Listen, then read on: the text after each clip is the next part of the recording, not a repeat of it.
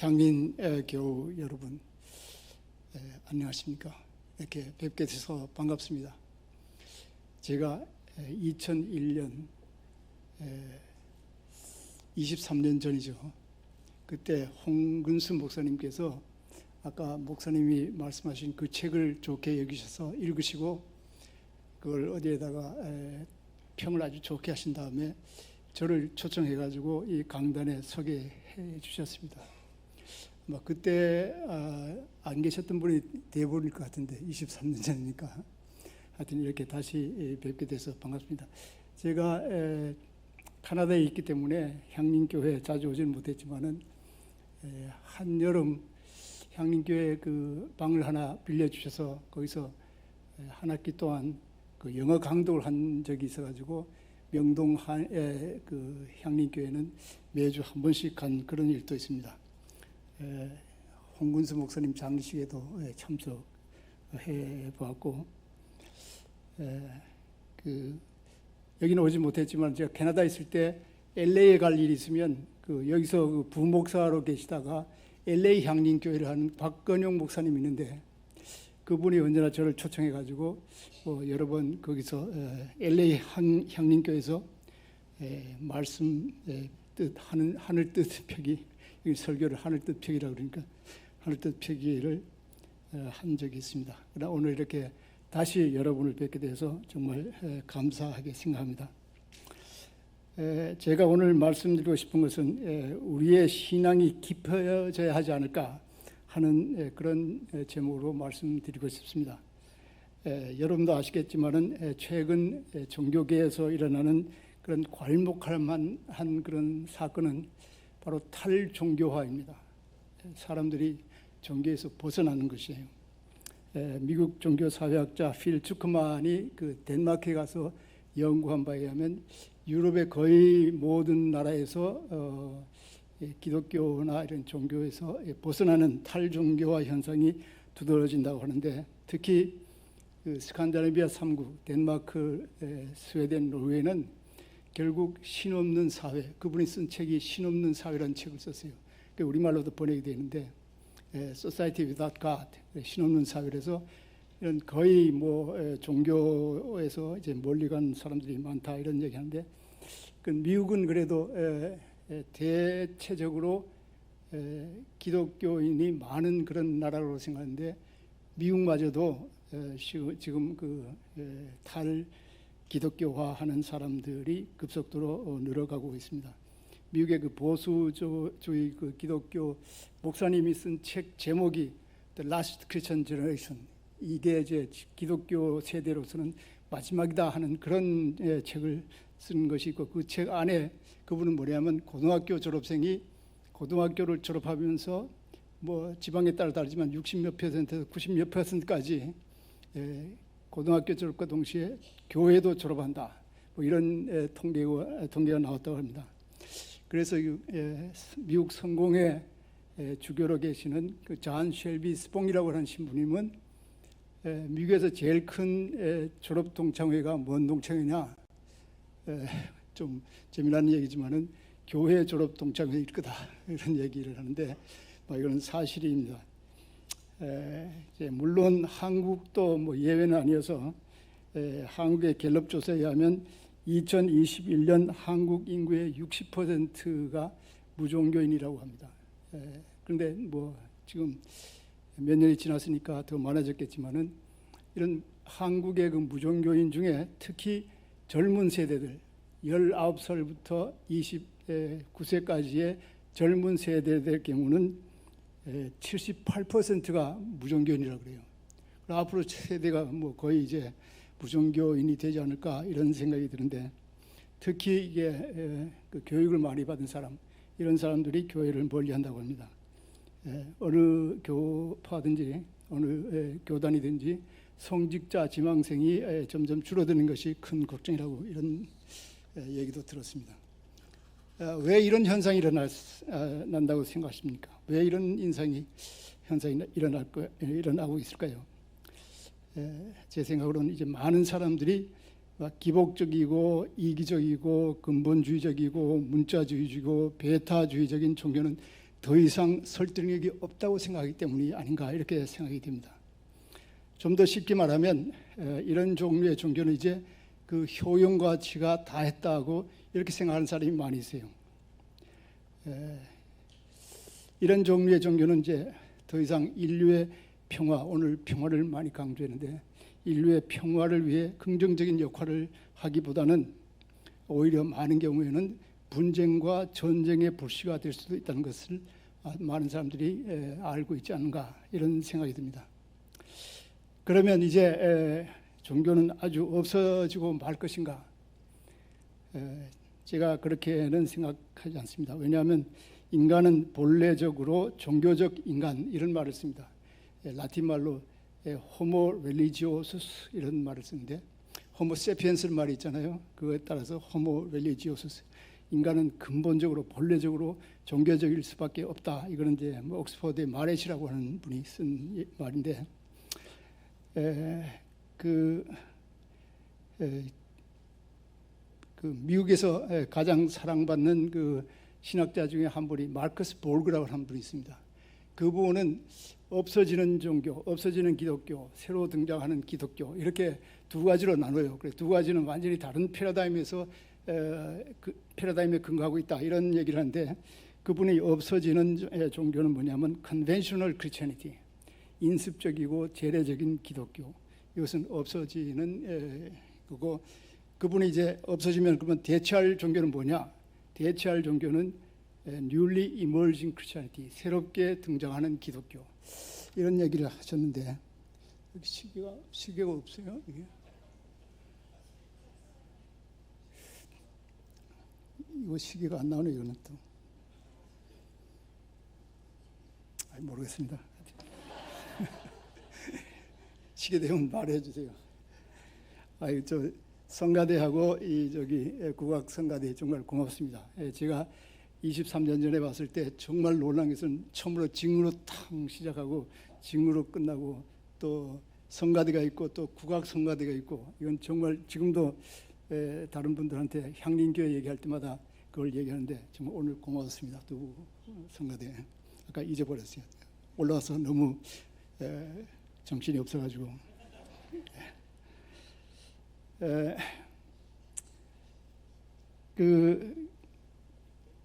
아까 마커스 볼그 이분은 여태까지 내려온 종교 기독교는 가장 중요하게 생각하는 것이 천당에 가느냐 지옥에 가느냐 이런 것이 가장 중요한 기독교이기 때문에 이런 재래 기독교를 천당 지옥 기독교 영어로 heaven hell Christianity 근데 이건 더 이상 이제 사람들한테 묵혀들지 않는 거예요. 그래서 이분이 중요하게 생각한 것은 앞으로 나오는 새롭게 등장하는 기독교는 그 트랜스포메이션, 그 변혁을 강조하는 기독교. 내 자신의 변혁, 내 이웃의 변혁, 내 사회의 변혁, 세계의 변혁을 강조하는 그런 기독교가 앞으로 등장할 거다 이런 말을 했는데 앞으로 앞에 말한 그 헤븐 헬 크리스천리티는 점점 사람들이 그 별로 받아들이지 않아요. 죽어서 천당 가고 지옥 가고 혹은 극락 가고 불교에서는 극락 가고 지옥에 떨어진다. 이것은 기독교 지도자들이나 불교 지도자들마저도 지금은 그런 교리는 없어져야 된다 이런 얘기를 합니다. 쉽게 달라이라마 있잖아요. 달라이라마는 그 불교에서 극락 지옥 이거는 이제는 더 이상 설득력 없으니까 더 이상 그 불교에서 가지고 있으면 안 되는 교리다 이런 정도로 얘기를 합니다. 그러니까 지금 21세기의 일반 사람들의 생각이 그만큼 달라졌다는 얘기입니다. 제가 이런 얘기를 할 때마다 그 세계 종교를 두루 살펴보면 아까 목사님이 말씀하신 대로 제가 그 비교 종교학자이기 때문에 될 수 있는 대로 이렇게 비교하는 일을 많이 하는데 세계 종교적으로 이렇게 달려보면 종교에 두 가지 종류의 종교가 있다고 이렇게 볼 수 있습니다. 하나는 표층 종교고 다른 하나는 심층 종교다. 그러니까 기독교에도 표층 기독교가 있고 심층 기독교가 있고 불교에도 표층 불교가 있고 심층 불교가 있고 그 비율은 좀 다를지 몰라도 하여튼 뭐 유교나 힌두교나 다른 여러 종교에도 다 표층과 심층이 있다. 근데 사람들이 싫어하고 사람들이 받아들이지 않는 종교는 표충 종교예요. 그 표충 종교를 멀리하기 때문에 종몇 가지의 종교에서 멀어지는데, 표충과 심층이 한 지붕 아래 같이 살고 있기 때문에 이 표충이 멀어지면서 사람들이 종교가 없어지지 않는가 이런 생각을 하는데, 제 생각은 이 표충 종교를 잘 들어보고, 지금 이것이 없어지더라도 이 표충 종교 때문에 눌려서 기세를 못 피던 그런 심층 종교가 다시 일어나면 다시 기독교라든가 참된 의미의 종교가 더욱 발전하지 않을까 이렇게 생각을 해봅니다. 그러면 표충 종교는 뭐고 심층 종교는 뭔가, 그 중요한 차이를 제가 간단하게 몇 가지만 말씀드리고 싶습니다. 첫째, 표충 종교는 지금의 내가 잘 되려는 종교예요.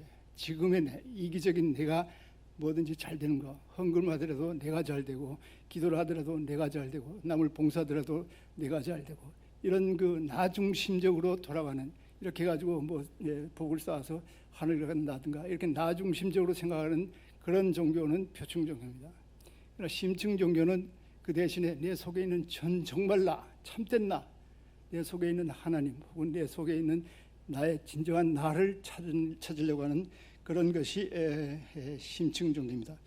유영문 선생님의 그 용어를 들으면, 용어를 빌리면, 지금의 나, 제 나에서 벗어나지 못하는 것은 표충 종교고, 이 제 나에서 벗어나서 얼라, 얼라 그러면 경상도의 얼라가 아니고 어레나에 그 찾으려고 애를 쓰는 그런 종교, 이런 것을 이제 얼을 찾는 것을 이 유영문 선생님은 손남이라 그래요. 부활을 손남이라 그러는데, 이 손남을 추구하는 그런 종교가 심층 종교라고 합니다. 예수님도 누구든지 나를 따라오면 뭐라고 그랬어요? 자기를 부인하고 자기의 십자가를 치라. 자기를 부인하는 거하고 십자가는 같은 얘기예요. 자기의 그 에고를, 그 표충적인 그 나를 십자가에 못 박고 그 대신에 나를 따르라.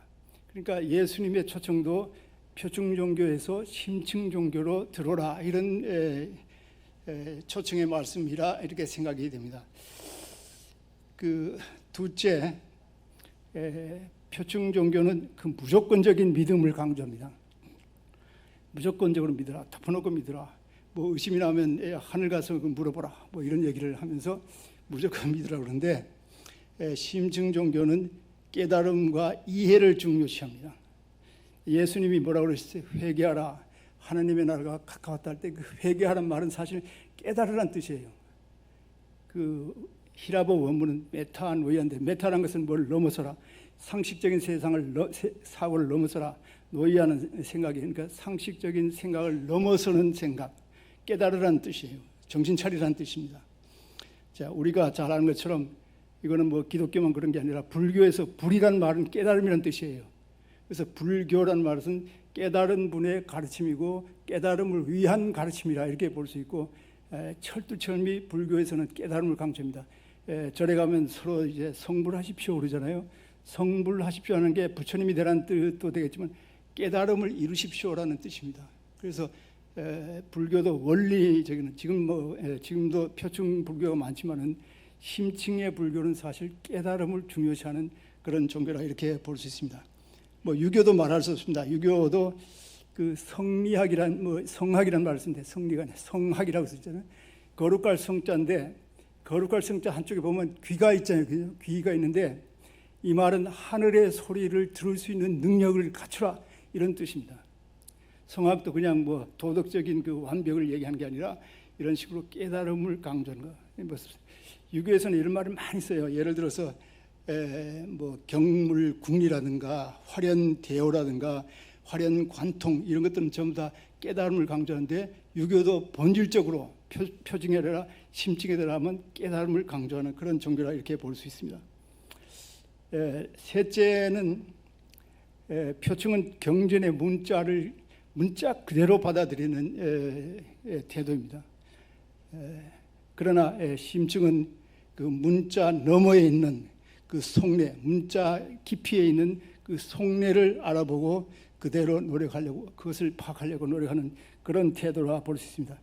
사도 바울은 고린도후서 3장 6절에 문자는 사람을 죽이고, 문자들이라는 건 사람을 죽이는 거예요.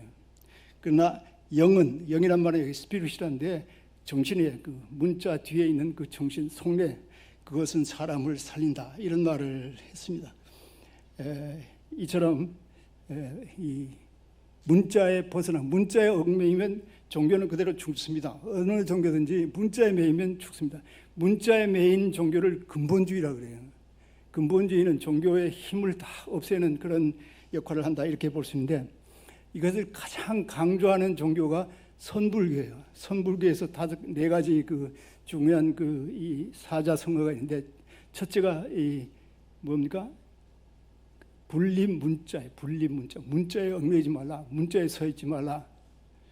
문자에 서 있으면 말이 안 되네. 경전이라든지 이런 것들이 전부 다 우리가 궁극적으로 깨달음을 위한 거지, 그 문자 자체의 진리가 아니라는 거예요. 그 선불교에서는. 선불교는 심지어 어느 말까지 하냐면, 그 문자가 우리를 얽매이지 못하게 할 뿐만 아니라 아무거나 우리가 하는 예전이라든가 무슨 의식이라든가 이런 것들이 우리가 그 깨달음에 이르는데 방해가 되면 그걸 없애라는 거예요. 심지어 부처님이나 조사들이 그 깨달음을 방해하면 부처님이나 조사라도 죽이라, 이런 말까지 있어요. 그거를 이게 함으로는 뭐냐면 살불살조, 이런 말을 씁니다. 그만큼 깨달음을 강조하는 거예요. 근본은 깨달음을 강조하는 거예요. 불교나 유교나 기독교나. 심층은 그 넷째 표층은 이게 그 주보에다 나중에 나올 테니까 너무 걱정하지 마시고 그냥 하나 둘 셋 넷 하더라도 그냥 들으시기만 하면 됩니다. 제가 시험 치는 것도 아니고.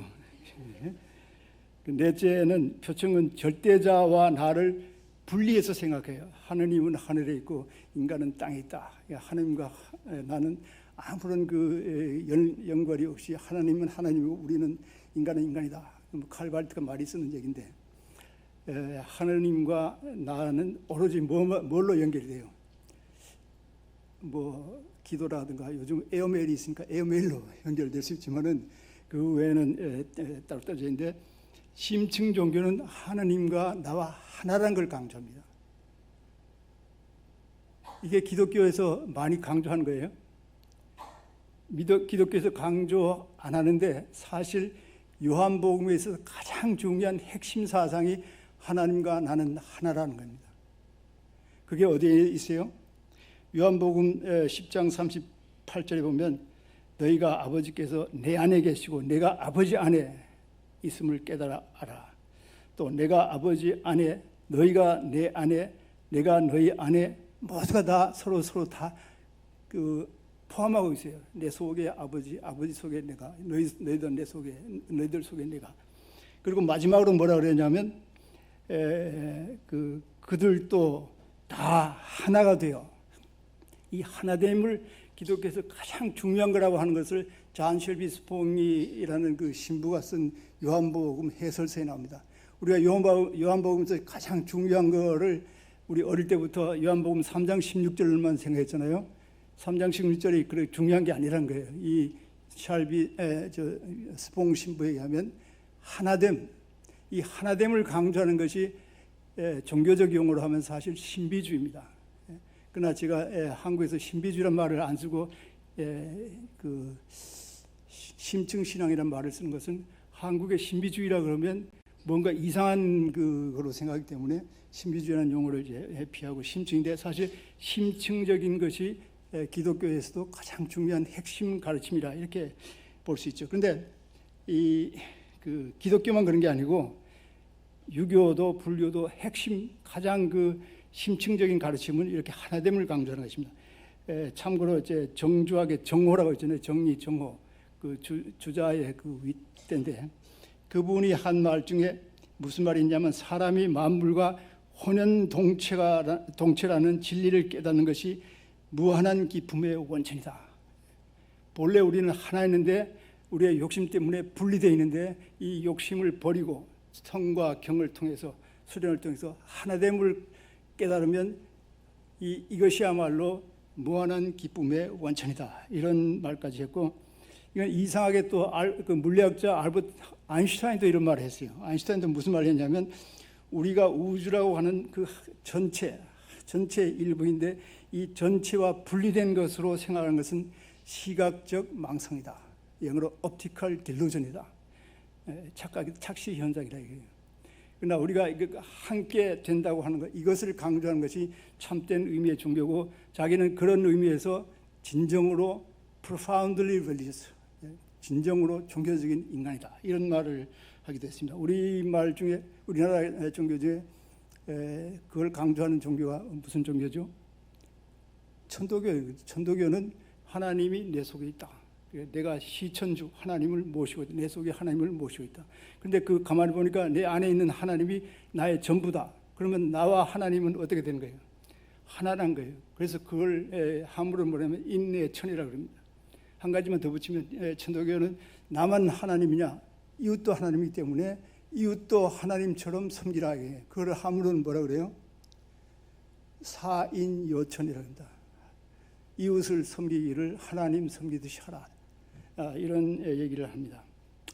자, 다섯째는 표충 종교는 이웃 종교에 대해서 이웃 종교뿐만 아니라 전체적으로 봐서 독선적이고 배타적인 태도를 취합니다. 나만 진리를 가지고 있다, 이런 생각을 가지고 있죠. 반면에 심층 종교는 수용주의, 다원주의적인 그런 입장을 견지한다고 볼 수 있습니다. 우리가 잘 아는 그 군맹무상이라는 얘기 있잖아요. 그 시각장애인이 코끼리 만지는 얘기. 그 한 사람이 코끼리의 코를 만지고 코끼리는 구렁이처럼 생겼다. 뭐 그건 틀린 건 아니에요. 근데 이 사람이 그거를 절대적인 진리라고 생각하고 다른 사람의 말을 안 들으면 어떻게 되는 거예요? 이 사람은 평생 코끼리는 구렁이처럼 생겼다 하는 그 진리만 가지고 살다가 코끼리 같은 거를 상상도 못하고 죽어버리기만 합니다. 이 사람이 해야 할 일은 뭐냐면, 다른 사람이 이제 배를 만진 사람, 뭐 다리를 만진 사람, 바람뼈 같다, 뭐 기둥 같다, 이런 사람의 말을 들을 줄 알아야 돼요. 아까 들을 귀가 있어야 된다는데 들을 줄 알고 다 같이 앉아가지고 코끼리는 이렇다 하면 비록 보이지는 않지만은 코끼리에 가까운 상을 그릴 수가 있어요. 그런데 이 사람이 이 배타적인 그런 태도를 가지면, 독선적인 태도를 가지면, 어떤 사람이 여기 와가지고 이게 만져보라고 그 배를 이렇게 만지도록 하면 이건 코끼리 아니라고. 내가 아는 코끼리는 내가 직접 경험해봤는데 코끼리는 뭐처럼 생겼어요? 구렁이처럼 생겼다. 더 이상 얘기하지 말라. 이러면 어떻게 되는 거예요? 아까 말한 평화 하는데 평화가 깨질 수밖에 없어요. 그러니까 이 수용하는 태도, 그 acceptance 태도, 이거를 이런 것을 강조하는 신학자가 그 폴 니트라고 하는 그분의 책이 번역이 많이 되어 있습니다. 이분이 그 네 가지 주형의 태도가 있는데 가장 그럴듯한 것이 수용 태도, acceptance model이라고 이런 말을 쓴 얘기인데,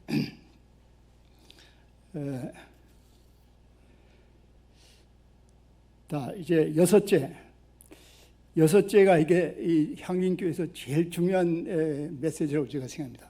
이 여섯째 특별히 제가 강조를 했는데, 여섯째는 표층은 내세를 강조합니다. 내세. 죽어서 어디에 가느냐. 아까 그 뭐 헤븐 헬 크리스천이테는 내세를 강조하는 그런 경향이 있고, 심층은 지금 여기.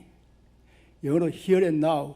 근데 영어는 here and now인데 우리나라는 왜 자꾸 지금 여기라고 하는지 모르겠어요. 여기 지금 안 하고 지금 여기. 하여튼 지금 여기. 우리나라에 그런 말이 많이 있습니다. 영어는 day and night, 그런데 우리는 뭐라 그래요? 밤낮이라고 그래요. 밤낮. 이런 것들이 옛날 그 흔적인데, 하여튼 라틴 말로도 이게 유명한 말입니다. 라틴 말로는 hic et nunc 이런 말을 쓰는데, 지금 여기. 표층은 이 세상의 종말을 강조하기 때문에 이제 끝나고 이제 자기가 어디로 가야 된다, 이걸 강조하기 때문에 환경 문제라든가, 오늘 그 기도하는데 환경 문제, 인권 문제 이렇게 말씀하시는데, 이 종말을 강조하는 사람들은 이건 별로 얘기를 안 해요. 왜냐하면 금방 끝날 세상, 내가 죽어서도 금방 갈 그런 것만 생각하기 때문에 뭐 환경 문제, 인권 문제, 소수자 권리 문제, 뭐 남녀 평등 문제, 뭐 이런 것은 별로 관심이 없어요. 어떻게든지 뭐가 중요해요? 내가 율법을 잘 지켜가지고 그 율법을 잘 지킨 보상으로다가 내가 좋은 데 가는 거, 이걸 강조합니다. 그래서 매사에 내가 율법을 잘 지켰느냐, 율법의 언한을 했느냐 안 했느냐, 이것만 머리에 까득해요. 그러니까 맨날 그 종교라는 것이 뭡니까? 이게 노심초사, 전전긍긍이에요. 그런 종교는 그야말로 예수님이 말씀하신 그런 풍성한 삶 혹은 그 변화를 위한 삶, 이렇게 될 수가 없죠. 그러니까 심층 종교는 이런 데서 벗어나서 지금 여기에서 변화와 풍성한 삶을 위한 그런 현실 참여를 강조합니다. 한국에 처음 가톨릭이 들어왔을 때 유학자들이 제일 싫어한 게 뭐냐면 기독교에서, 뭐 그때는 가톨릭이었지만 기독교에서 천당 지옥을 얘기하는 게 너무나도 이게 이 상식이 어긋난다 이게. 왜냐하면 유교는 어떤 생각을 가지냐면 어떤 일이 정당하면, 올바르면 자기의 그 이해관계를 떠나서 그런 것을 할 수 있는 것이 의이고, 그런 의를 행하는 사람이 바로 군자라, 이걸 얘기하는데 상 줄 테니까 좋은 일 하라, 이거는 이제 말이 안 맞네. 그러니까 좋은 일 안 하면 벌을 받을 것인가, 이거 하라, 이것도 안 된다는 거예요. 그런 식으로 생각한 걸 소인이라고 합니다. 소인은 아까 의의 반대 리잖아요. 얘기할 때 리에 움직이는 것, 이해관계에 움직이는 그런 사람들을 소인이라고 하는데, 이런 기독교가 의에 의한 그 삶이 아니고 이를 위한 삶을 사는 것은 소인이다. 이건 뭐 좀 곁다리 말로 요즘은 우리나라든 뭐 세계 좀 전부 다 뭐를 생각합니까? 의를 생각해요. 리를 생각해. 전부 리를 생각하니까 뭐 소인 왕국이라 이렇게 해도 뭐 틀림이 없을 겁니다. 그래서 이제 그런 것을 싫어해서 유교 학자들은 뭐를 얘기했냐면 파사 현정, 사적인 아주 좋지 않은 것을 깨고 올바른 것을 드러내야 된다, 이런 것을 주장했는데, 이런 것처럼 뭐 죽어서 어디 가고 극락 가는 거나 뭐 천당 가나 이런 얘기가 아니고, 지금 여기에서 삶을 중요시한다. 기독교의 경우 제가 그 몇 달 전에 그 창비의 그 창시자랄까 창설자 그 백낙청 교수하고 TV 대담을 한 적이 있는데, 놀랍게도 그 백낙청 교수는 그 개벽이라는 사상에 아주 꽂혀 계시고, 개벽을 아주 중요시하면서 개벽을 강조하는 종교가 우리나라에서 동학 혹은 천도교, 원불교라고 그러면서 이 동학 천도교의 개벽 사상이 세계적으로 퍼져나가야 된다, 이런 것을 강조하더라고요. 그런데 같은 얘기를 계속 하다 보니까 제가 느낀 것은 예수님도 결국은 개벽 사상가구나, 이런 생각이 들었어요. 왜 그러냐? 예수님이 뭡니까? 예수님이 공생에 처음 시작하면서 한 말이 뭐죠? 회개하라, 하나님의 나라가 가까우니라. 마태복음은 천국이라고 그랬지만은 사실 다른 복음은 하나님의 나라입니다. 하나님의 나라가 가까우니라. 이 복음은 그 회개하라는 것이 아까 말한 대로 메타노예요. 의식을 바꾸라, 정신을 차리라, 정말 마음을 다시 하라, 이런 뜻인데, 왜 그렇게 하느냐? 예수님이 하나님의 나라가 가까웠다. 하나님의 나라 혹은 천국이라는 것이 예수님의 최초의 복음이면서 초지일관 계속되는 복음이 천국 복음입니다. 그 비유를 들어서 천국은 이와 같으니 뭐 하나님의 나라는 이와 같으니 계속 천국 얘기를 하는데, 예수님이 회개하고 하나님의 나라가 가까웠다 하는 말은 무슨 말입니까? 이 말은 제가 보기에 그때 당시 유대인들이 그 로마의 학정 속에, 그때 로마는 팍스 로마나라고 그래요. 팍스 로마나, 로마의 평화인데, 팍스 로마나, 로마의 평화는 이런 균형에 의한 평화가 아니고 한쪽을 눌러가지고 꼼짝 못하게 한 다음에 생기는 평화가 팍스 로마나예요. 지금 세계에서 미국이 딴 나라를 꼼짝 못하게 하고 평화를 이루려고 하는 것을 뭐라 그럽니까? 팍스 뭐라 그래요? 팍스 아메리카나라 그러는데, 이것이 말해 팍스 뭐 이제는 패시피카 뭐 이런 얘기가 될 텐데, 하여튼 그 당시 로마의 학정 속에서 신음하는 그 유대인들을 향해서 예수님이 하신 말씀은 정신 차리라, 하나님의 나라가 가까웠다. 이런 그 박해와 이런 그 고난의 시대가 지나가고 하나님의 통치 원리, 사랑과 정의가 지배하는 하나님의 통치 원리가 가까웠다. 그것을 위해서 정신 차리고 힘쓰라. 이게 예수님이 가장 강조한, 처음 강조했고 나중에도 강조하는 예수님의 기본 복음이 아닌가, 이런 생각이 들었습니다. 우리가 기독교에서 주로 말한 게 예수님의 피를 믿으면 그 피를 믿는 그 믿음의 공로로 뭐 하늘에 간다 하는데, 예수님이 그런 말 한 적은 없는 것 같아요. 맞습니까? 아까 제 그 셸비 스퐁의 그 말을 자꾸 인용해서 미안합니다만은, 셸비 스퐁은 그런 대속 신앙이 기독교에서 없어지지 않는 한 기독교는 망한다 그러는 거예요. 왜 예수님 피가 왜 우리를 이렇게 한나라에 보내는가? 그것은 딴 얘기고, 그렇게 예수님의 그 기본 복음은 이런 그 시대를 바꿔서 평화의 시대, 하나님의 통치 원리가 움직이는 시대가 오기를 바란다 하는 그런 복음이었습니다. 그래서 예수님의 주관심은 어디까지나 사랑과 정의가 지배하는 하나님 나라의 실현이다, 이렇게 볼 수 있죠. 제가 보기에 그 향림교회 말로 지금까지 그 예수님의 이런 개벽 사상, 이런 것을 몸소 실천하고 또 앞장서서 지도한 그런 교회가 아닌가, 이렇게 생각이 듭니다. 그동안 여러 가지 어려움을 극복하고 지금까지 정말 잘 해오셨다고 생각합니다. 홍근수 목사님은 뭐 그 때문에 감옥에도 가고, 또 조정현 목사님도 그렇게 하고, 지금 여기 계속 그런 그 전통이 내려온다고 생각합니다. 한 가지 제가 욕심을 더 부리고 싶다면, 아까 말한 대로 천도교나 원불교에서 개벽을 강조하는데, 기독교도 이런 종교와 합심해서 우리나라의 하나님의 나라가 빨리 오도록 촉진하는 데 협력하는 것이 좋지 않을까, 그렇게 그것이 바람직하지 않을까, 이런 생각이 들기도 했습니다. 시간이 어떻게 됐어요? 몇 분 남았어요?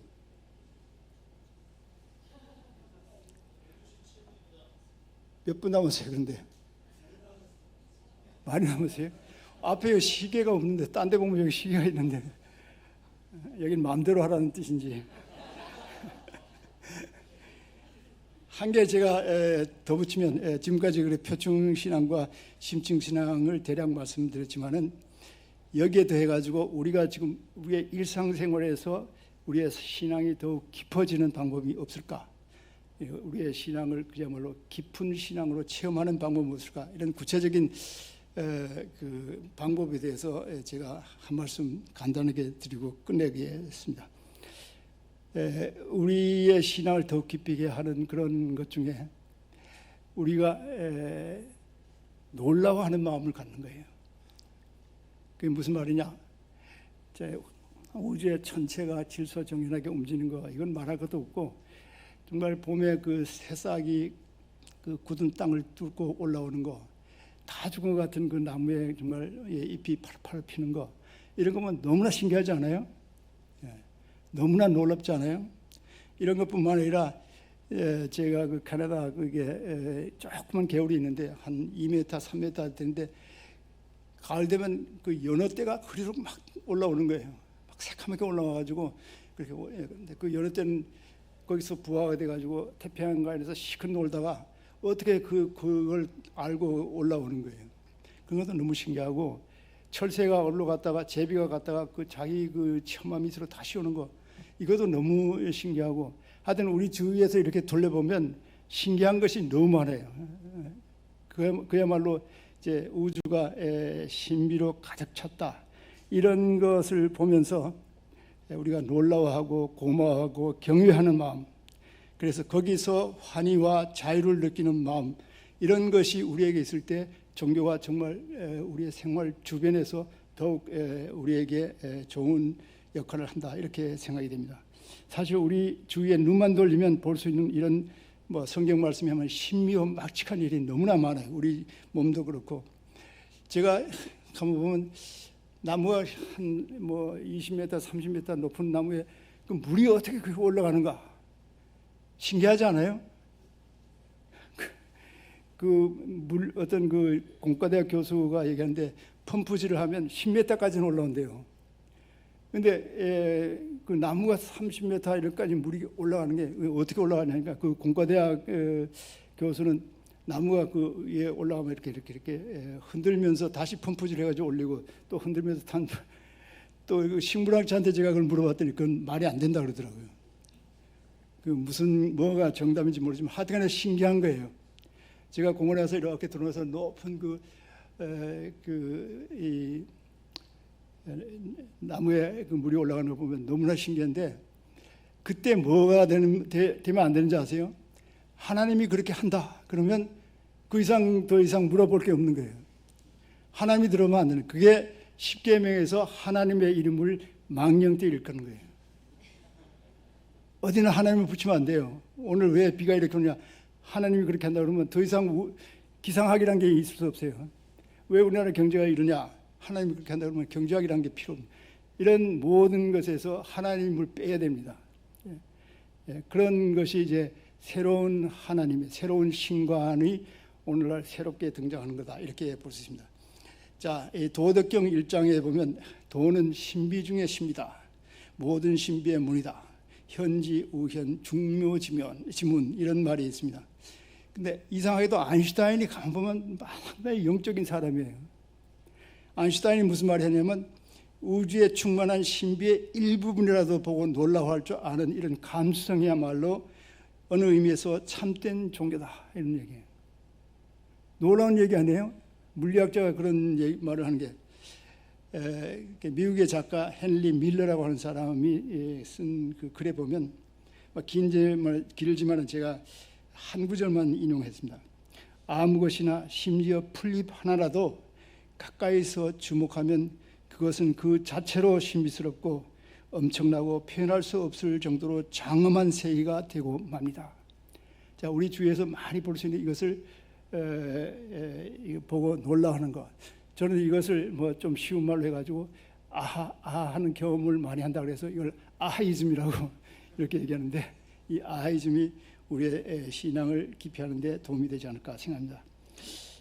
자, 20세기의 가장 위대한 그 가톨릭 신학자 중에 한 분이 칼 바너라는 분이 있습니다. 칼 바너라는 분은 21세기 기독교는 심층적이 아니면 아까 말한 심층적인 신비주의가 아니면 아무 의미가 없다 이런 말을 했고 또 유년신학교에서 오랫동안 가르치던 그 독일 신학자 돌티 쥘레라고 하는 신학자인데 옛날에는 그런 신비주의 체험이라든가 이런 그 심층적인 그런 종교관이 몇 사람에게만 가능했어요. 왜냐하면 옛날에는 뭐 90몇 퍼센트 다 문명이기 때문에 이런 걸 들을 기회도 없고 그래가지고 이제 몇 사람에게만 중요했던 건데 지금은 이런 그 심층적인 종교가 모든 사람에게 퍼질 수 있었다. 제가 쉬운 말로 해가지고 옛날에는 이런 그 심층적인 그 안목을 가질 수 있는 사람이 가물에 콩나듯 뭐 이렇게 튀어나올 수 있었는데 지금은 뭐 얼마나 그 우리가 많은 데 노출되고 알 수 있습니다. 그래서 저는 요즘 이제 그런 가물에 콩이나 가마솥에 콩 튀듯이 나올 수 있다 이런 얘기를 하는데요. 하여튼 이 돌테 쥘레는 그런 경험이 심층 신앙 혹은 신비주의의 그 민주화 이런 말을 썼습니다. 옛날에는 몇 사람이 했지만 지금은 민주화 혹은 보편화 이런 얘기를 하고 있는데 이제 이런 신비주의적 체험은 특수한 몇몇이 누릴 수 있는 것이 아니라 더욱 많은 사람에게도 가능하다는 그런 이야기였죠. 지금 서양에서 많은 젊은이들은 재래 종교는 저는 자기들한테 안 맞는다는 거예요. 그래가지고 No religion 이런 식으로 No religion but spirituality 영성 그래가지고 NRBS 이런 그 티셔츠를 입고 다닙니다. 재래 종교는 안 되고 영성적인 신비주의적인 혹은 깊은 신앙 그것이 필요하다 이런 얘기를 하는데 이제 한국 기독교도 이제 환골탈태할 그런 시점이 오지 않았나 보고 이제 한림교회야말로 이런 일에 선도적인 역할을 할 수 있으리라 믿고 여러분의 계속적인 노력을 바라마지 않습니다. 감사합니다.